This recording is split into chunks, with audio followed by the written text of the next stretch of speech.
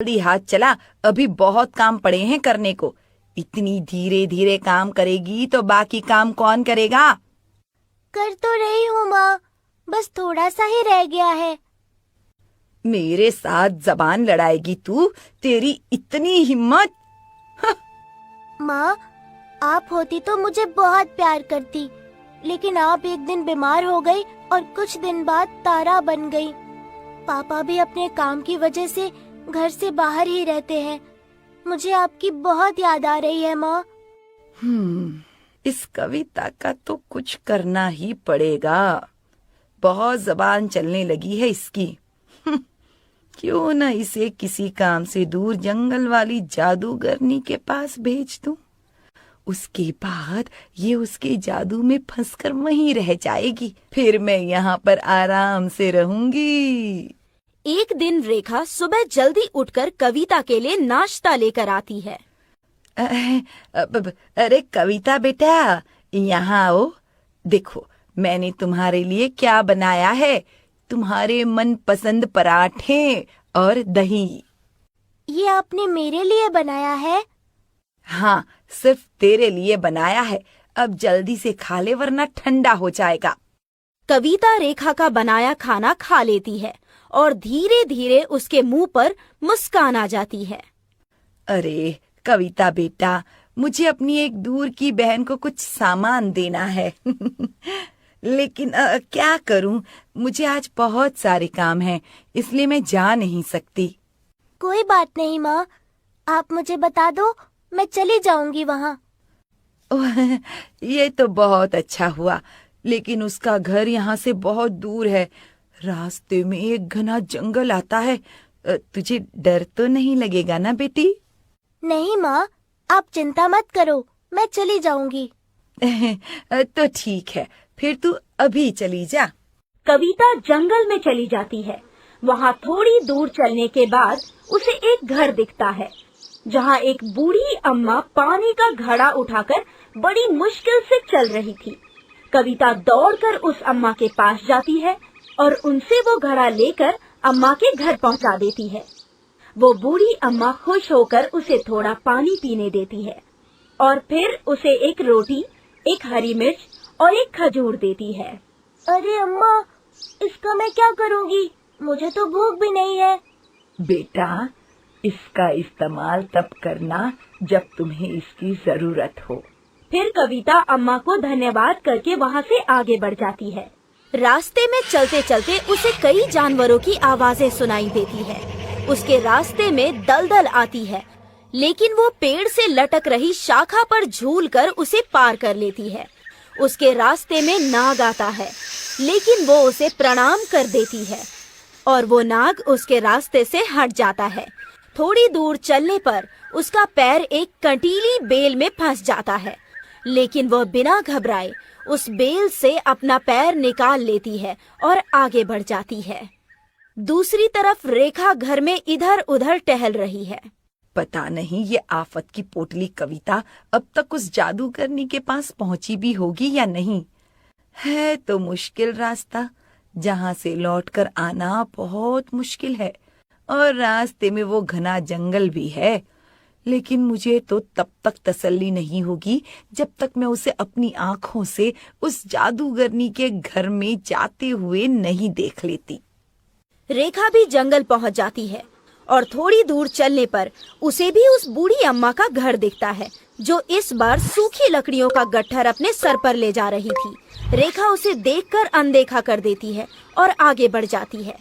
रास्ते में चलते चलते उसे भी बहुत से जानवरों की आवाजें सुनाई देती है, जिन्हें सुनकर वो डर जाती है। फिर उसके रास्ते में दलदल आती है, जिसमें वो गलती से पैर रख देती है और बहुत मुश्किल से बचकर निकलती है। दलदल से उसके कपड़ों पर कीचड़ लग जाता है, जिससे आसपास सूखे पत्ते और धूल उसमें चिपक जाते हैं। आगे जाकर उसके रास्ते में नाग आता है, जिसे वो पेड़ की टहनी दिखाकर भगा देती है। थोड़ी दूर चलने पर उसका पैर एक गड्ढे में फंस जाता है और वह घबराकर मदद के लिए आवाज लगाती है। जब बहुत देर तक कोई नहीं आता, तो वो किसी तरह खुद ही अपना पैर बाहर निकालती है और कराहते हुए आगे बढ़ जाती है।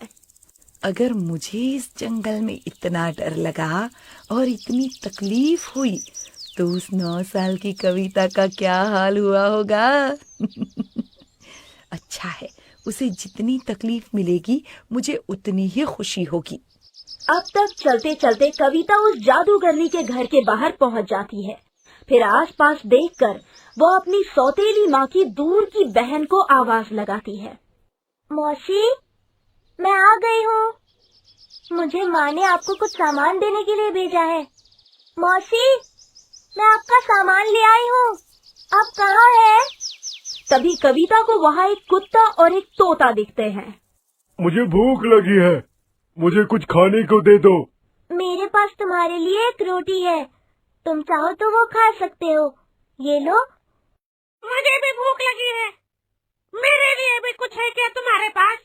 मेरे पास तुम्हारे लिए एक मिर्ची है, ये लो। तुम यहाँ से चली जाओ। इस घर में एक जादूगरनी रहती है। जो भी इस घर में आ जाता है वो उस जादूगरनी की मर्जी के बिना बाहर नहीं जा पाता। फिर वो जादूगरनी उसे जानवर बना देती है, जैसे उसने हमें बना दिया। लेकिन एक मंत्र है जिसकी मदद से तुम बाहर जा सकती हो। अगर तुम वो मंत्र जानते हो तो तुम खुद क्यों नहीं चले गए इस घर से बाहर? क्योंकि वो मंत्र जानवरों पर काम नहीं करता। अब देर मत करो, इस घर से बाहर चली जाओ, नहीं तो जादूगरनी आ जाएगी। एक बार तुम बाहर चली गई तो वो तुम्हारा कुछ नहीं बिगाड़ पाएगी। फिर वो तोता कविता के कंधे पर बैठकर उसे कान में एक मंत्र बताता है, जिसे दोहराकर कविता तुरंत ही उस झोपड़ी से बाहर चली जाती है। लेकिन तभी उसे किसी के पैरों की आहट सुनाई देती है और वह झोपड़ी के पास झाड़ियों में छुप जाती है। तभी वहाँ कविता का पीछा करती हुई रेखा आ जाती है और उसे आसपास ना पाकर उसे ढूंढते हुए गलती से उस झोपड़ी के अंदर पैर रख देती है। इतने में शोरगुल सुनकर वो जादूगरनी भी आ जाती है और झट से रेखा को अंदर खींच लेती है। वाह, आज तो मेरे हाथ में बहुत बड़ा शिकार लगा है। अब मैं तुझे अपने जादू से जानवर बना दूंगी। नहीं नहीं, ऐसा मत करना। मैं तो बस अपनी सौतेली बेटी को यहाँ ढूंढने आई थी। तुम चाहो तो उसे शिकार बना लो, पर मुझे मत बनाओ। चुप, बहुत मैं कर रही है। चल, तुझे बकरी बना देती हूँ। बाहर झाड़ियों में छुपी कविता ये सब देख रही थी, इसीलिए वो जादूगरनी को आवाज लगाती है। जादू वाली अम्मा, मेरी माँ को छोड़ दो और वापस इंसान बना दो।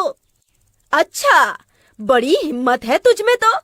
लेकिन क्यों करूं मैं ऐसा? ये तो तेरी सौतेली माँ है और चाहती थी कि मैं तुझे जानवर बना दूं, और तू है कि इसे दोबारा इंसान बनाना चाहती है। ये मेरी माँ है और मैं इनसे बहुत प्यार करती हूँ, तुम इन्हें छोड़ दो। ठीक है, लेकिन इसके बदले तुझे मेरी एक शर्त पूरी करनी होगी। ठीक है, तुम जो शर्त रखोगी मुझे वो मंजूर होगी। तुम्हें मेरे लिए एक ऐसा फल लाना होगा जो इस जंगल में या आसपास कहीं नहीं उगता। अगर तुम मुझे वो ला दोगी तो मैं अपना वादा पूरा करूंगी। मैं इतनी छोटी हूँ, फिर भी मुझसे इतना मुश्किल काम करा रही हो, तो फिर शर्त का इनाम भी बड़ा रखो।